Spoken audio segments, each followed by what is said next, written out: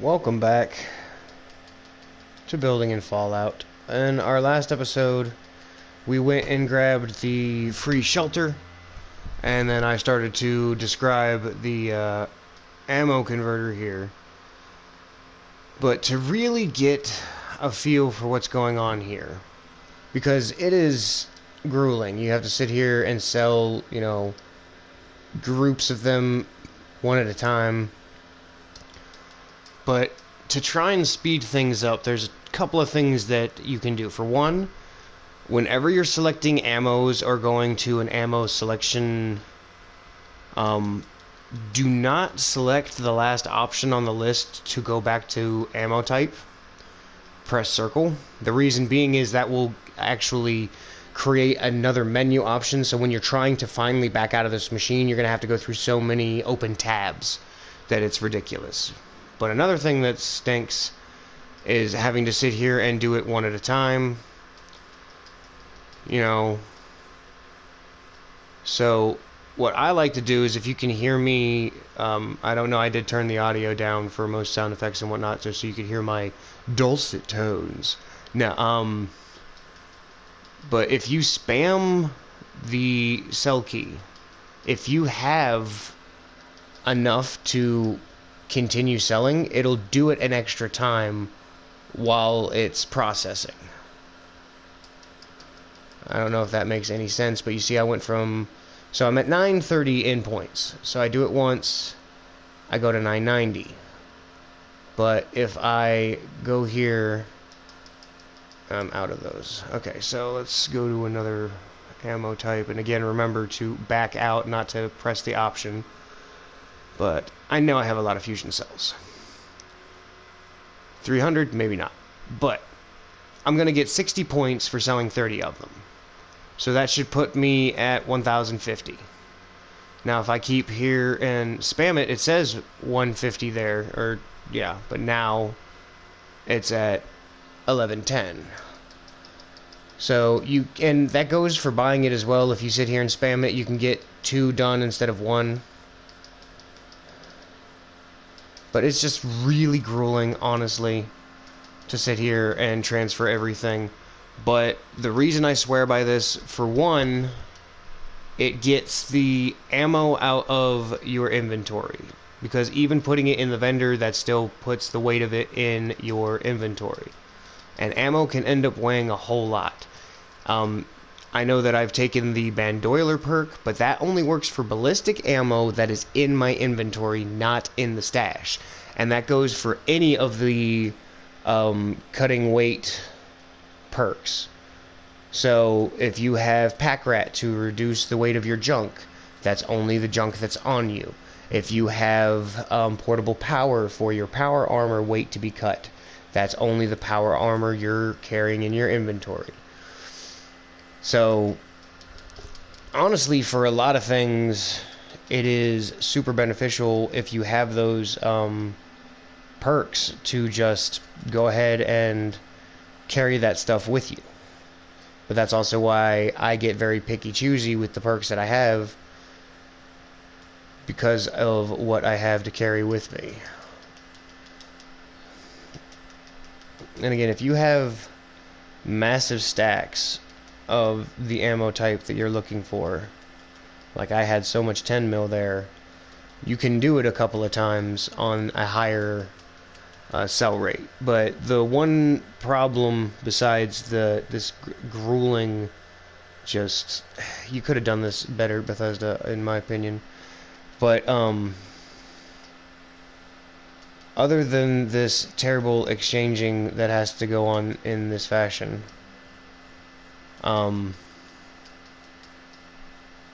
it can't take everything unless you have the ammo like right on the dot.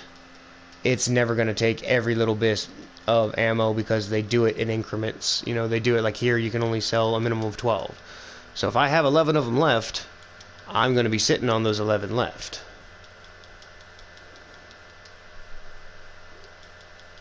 Now that was one of the ones where we had so many because we did the sniper rifle for so long.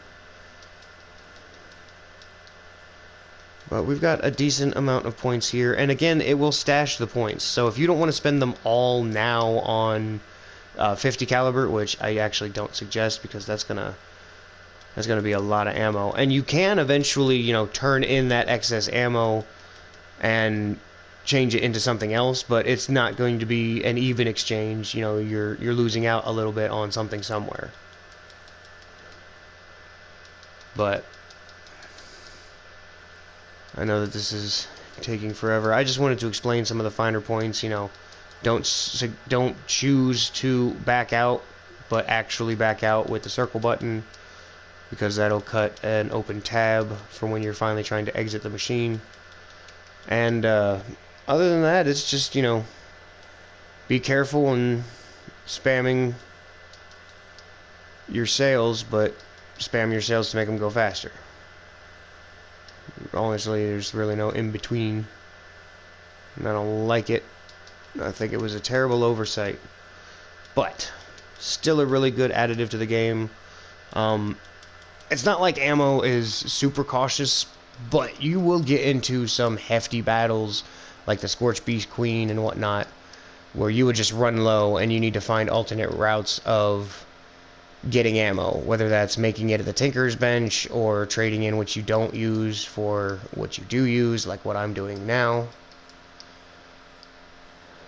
Alright, so don't choose to back out, but actually back out. Alright, so I shouldn't have much of these ones.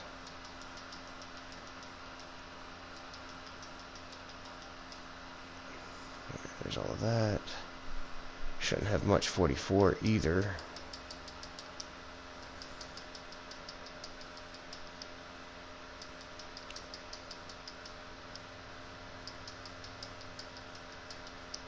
Well, I had more than I thought.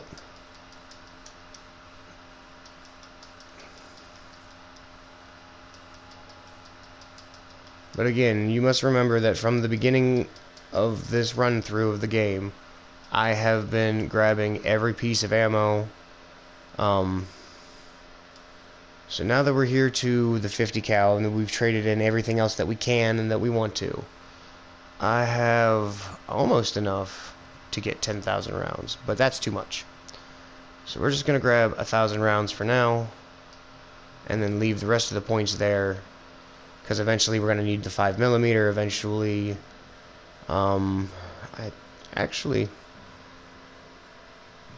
the 308s we might need again if we go for the light machine gun. But when it comes to certain other weapons, like I think we can get harpoons as well, but harpoons are easy to come across, especially if you can one-shot your target. They'll drop like 5 harpoons almost every time. But now you can see, yep, I have 2,000 rounds, or over 2,000 rounds. It just takes forever. Another nuke? Are you down in the cranberry bog again? It would seem so. Now, I'm a little too underpowered for the Scorched Beast Queen right now. I actually think I'm a little underpowered for most things. Like, see, that's a suggested level of a 25, so we could be part of that, but 6 minutes in, it's almost over. There's no point. So, now that we've got ourselves some armor, we've got the camp all set up and ready to function while we're away, I'm going to go ahead and put ammo back into the vendor. Now, mind you, most of the time, you see how easy it is and how many methods there are for ammo in the game. And that's not even all of them. When you get in good with the raiders at Crater, eventually you can exchange your gold bars that you get from the public events.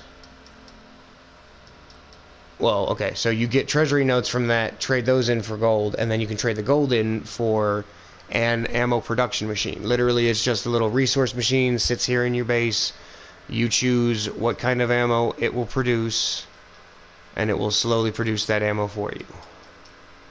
Super awesome additive to the game.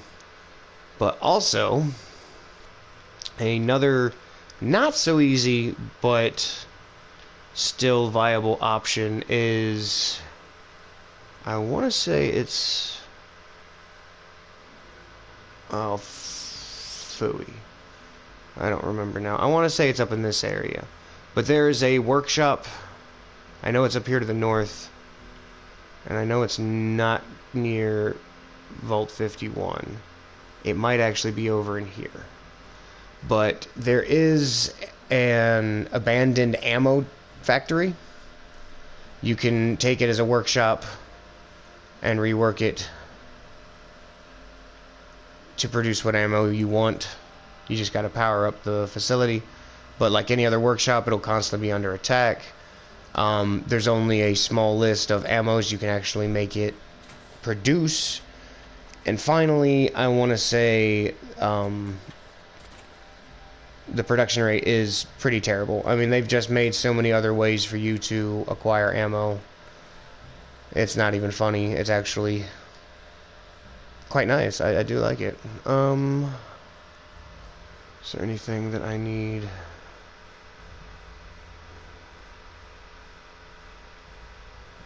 Yeah. Whoops. Now, someone did just come through and buy a bunch of my Nuka-Colas. I know they bought all of my oranges, they bought a couple of wilds, they bought a twist. So, I'm going to restock here.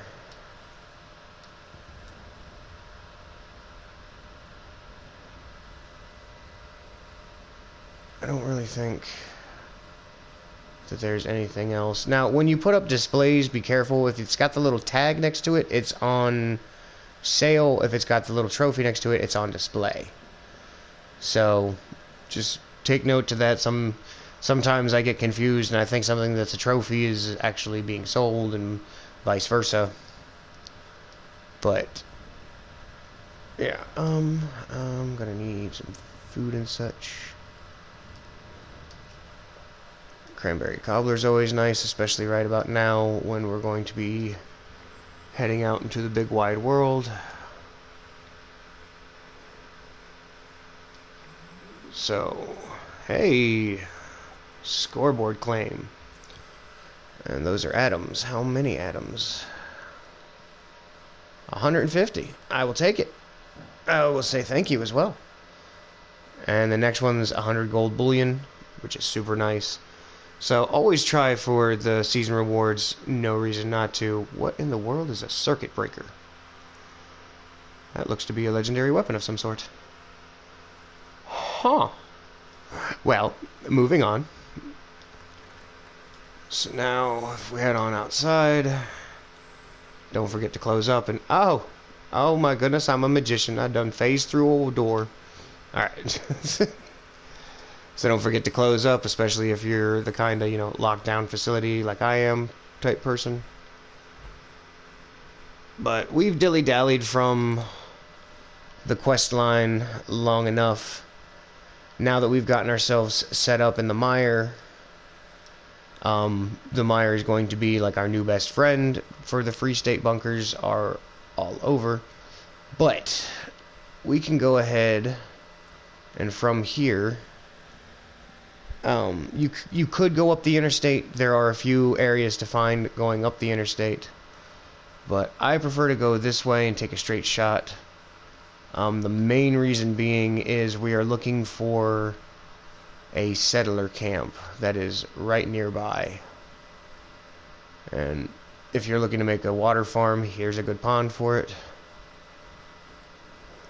I always think that that's the one blossoms you get down in Charleston. But over here is the Great Mall or the Big Mall or whatever. Be careful because there are super mutant floaters within there. I don't know if there's anything in that decrepit cabin or the remains of one. But just past the big mall. What am I hearing? So if ever you hear like an animal chirping and whatnot, and it's not a hostile action, usually, there it is. Usually that means that you have like a possum or a fox, a squirrel, a rabbit, something like that nearby. But here's the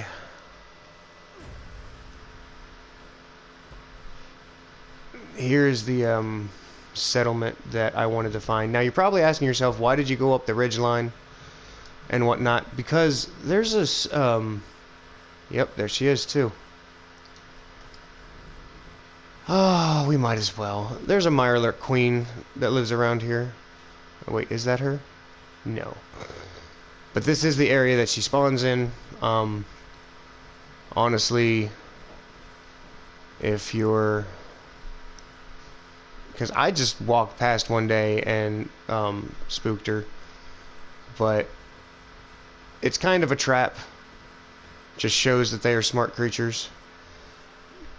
Because there's a Yaoguai there, and then when you go to investigate the Yaoguai... Hello, lady. Ow.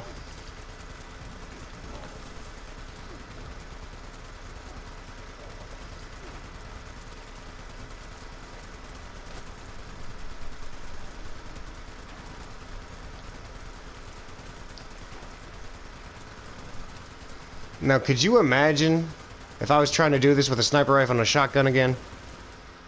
Not cool. Now, you gotta be careful because she does spawn these little guys, and they can be tough and add damage. Try not to get stuck on the environment like I just did.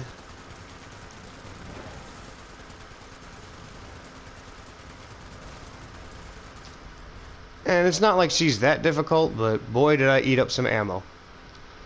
Alright, little guys. Where'd you go?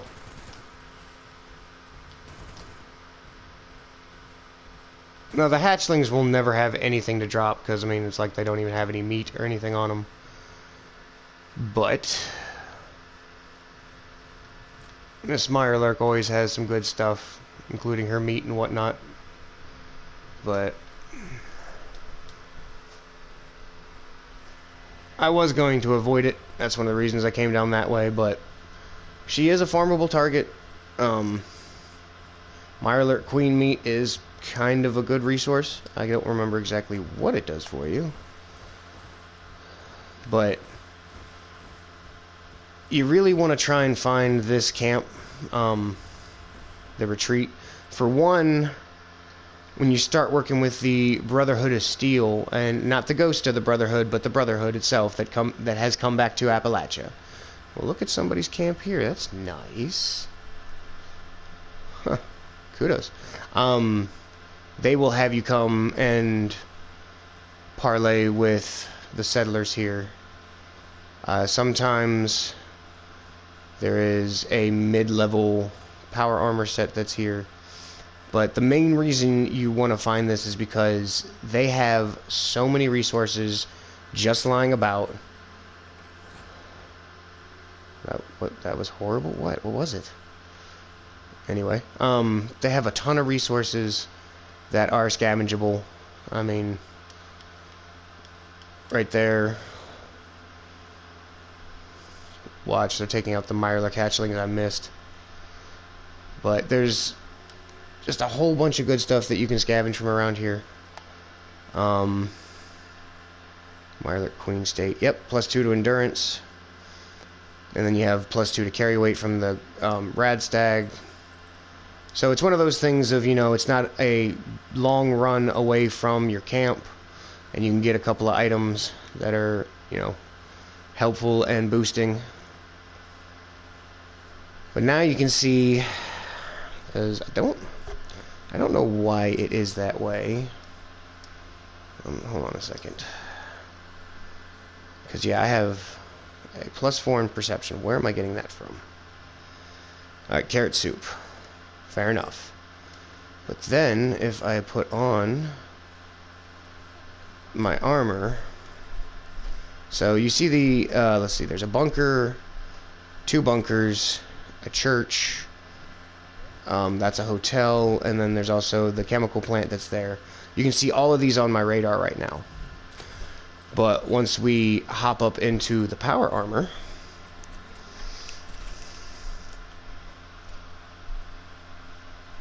we're gonna freeze. That's not cool. Come on. Come on. You can do it. Load the power armor. Please.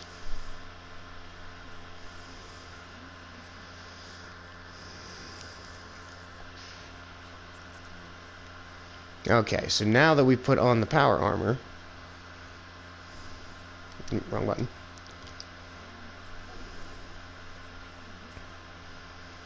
Yeah, I still have the +4 to perception. But for some reason, it's taken most of the radar targets off the map. So there's your major downside to being a power armor character, is your radar's a bit raggedy.